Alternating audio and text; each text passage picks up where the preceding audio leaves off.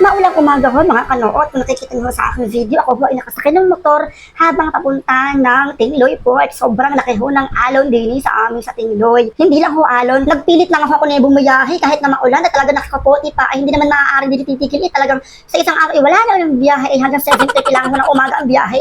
Gawa ho ng napakasama lang sa naman babala ko umuwi ng Tingloy ngayong araw. Huwag niyo na hong balakin. Ano ho talagang wala na kayong masasakyan at wala nang barkong na biyahe ng oras na ito. Meron ng Tingloy na hindi ho pwede magpapasok ng turista ngayong araw sapagkat napakasama na talaga. Tapos na lang ang habang oras sa pagkipagsaparoon ko sa mga alon, pero nabubudal ako. Ay, ito na mahawat na dito na ako sa Tingloy Port. Naku, nakikita niyo naman ho, ay talagang napakatahimik at walang sinong pasahero ang mga barko. Sapagkat wala nga pong pinapayagan ng mga barko bumiyahe, kundi isa lang hanggang 7:30 lang. At talaga napakasama ho ng panahon talaga din. At kung napapasin nyo nga ho uli, ay ang aming mga kasama din ng pasahero ay mga halos mga taga rin na lang din sa amin sapagkat bawal ho talaga ang mga turista ngayong araw sa sama ng panahon. Ayan ho yung pascrap namin sasakyan, tapos ito ho yung Montenegro.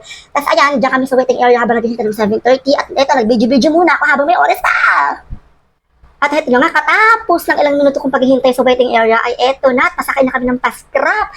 Ayan na, aalis na kami sa bahay ng Tingloy, Charis. Ito na nga yung pascrap po na aming sasakyan. At kung napapansin ninyo, ay kami ay mag-aakayatan na. At ito na nga, ayan, itutur ko muna kayo sa loob ng barko. At syempre, medyo ambitious tayo, kaya dito tayo sa second floor ng barko sasakay. At syempre, ayan, napakaraming upuan, pero mga walang laman, Charis. Yung po mga pasahero, ilanod ho sa baba, doon sila umupo para mabilisan sila makakaalis once na on board na kami doon sa Talaga Port. Ayan, may mga CR din, may electric fan, perfect. Kung kayo inatatay, pwede kayo dyan tumayo sa CR, Charis. Ayan, meron silang 300 something o 300 plus na upuan. Ayan.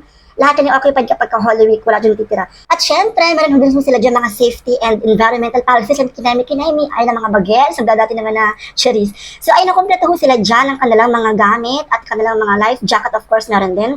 At ayan, dito nga ako nakaupo sa tabi ng bintana para makita ko yung view habang ako ay nagmumuni-muni. Umuulan pa rin ho ng mga oras na yun, pero syempre, tiis ganda tayo sa pag-video kahit na naaampiyasan ng ating telepono. Ang ating cellphone, sorry. So ayun nga ho, nakapag-ronda na sa loob ng barko ang Coast Guard at ready na kaming umalis kasi alas 8 na. And-extend ho nila ang alis ng barko. Naging alas 8 sa halip na 7:30 kasi may hintay pa ata. Wow, sana all hinihintay. At rin nga ho, tingnan nyo naman ang overlooking view din ho sa likod ng pascrap kapag kaganto ho masama ang panahon. Ayan, napakalakas ng hangin, napakadumi ng dagat, napaka-brown. Wow, brown.